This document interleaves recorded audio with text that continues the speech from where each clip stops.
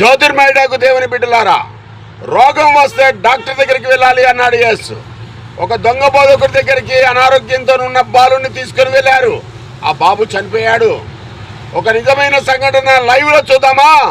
అమూల్య అనే ఒక పాపకు రక్త కణాలు లేవు కాబట్టి పాస్టర్ దగ్గరికి రాకుండా తీసుకొని వెళ్ళకుండా డాక్టర్ దగ్గరికి వెళ్ళారు.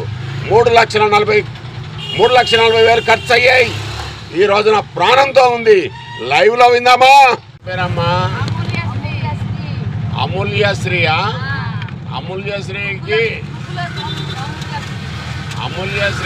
3 లక్షల రూపాయలు కణాలు ఎర్ర రక్త కణాలు లేకపోవడం ద్వారా ఆమెకు 3 లక్షల రూపాయలు ఖర్చు అయినాయా?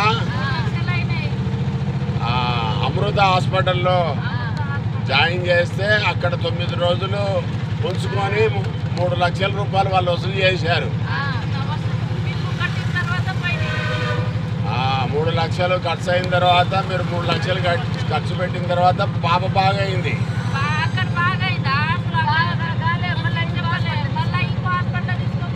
అంటే అక్కడ కూడా పూర్తిగా ఆమె స్వస్థత జరగలేదు, పూర్తిగా నయం కాలేదు కనుక ఆమె వేరే హాస్పిటల్కి తీసుకుపోవడం జరిగింది.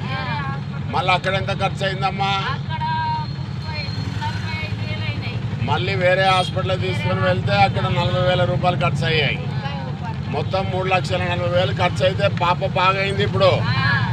కానీ డాక్టర్లు మాత్రం చనిపోతారు అని చెప్పింది. అయినా బతకాలని మీరు ఆస్తులు అమ్ముకొని 3,40,000 ఖర్చు పెట్టుకొని ఈ రోజున పాపను మీరు ముద్దాడుతాను కదా, పాపను చూసి సంతోషపడుతూ ఉన్నారు. అందుకని నేను ఏమంటా ఉన్నానంటే అమ్మ, ఆరోగ్యమే మహాభాగ్యం.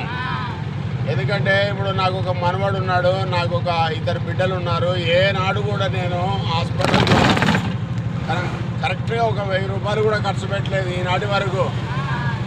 అంటే దేవుడు నాకు, నా పిల్లలకు, నాకు, నా మనవనికి, నా కుటుంబానికి దేవుడు మేలు చేయబట్టే కదా.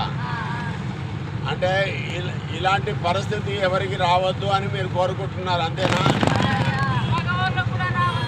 ఓకే, పగవాళ్ళకు కూడా రావద్దు. ఇంత డబ్బు ఖర్చు పెట్టి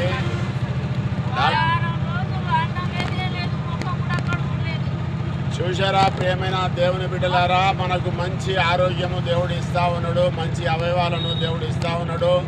మనకిచ్చిన అవయవాలను దుర్వినియోగపాటు చేసుకోకుండా దేవునికి ఇష్టంగా మంచి భయభక్తులు కలిగి మంచి ఆరోగ్యాన్ని మంచిగా కాపాడుకుంటూ మంచి శుభ్రత కలిగి అపవిత్రత కాకుండా పవిత్రత కలిగి జీవించి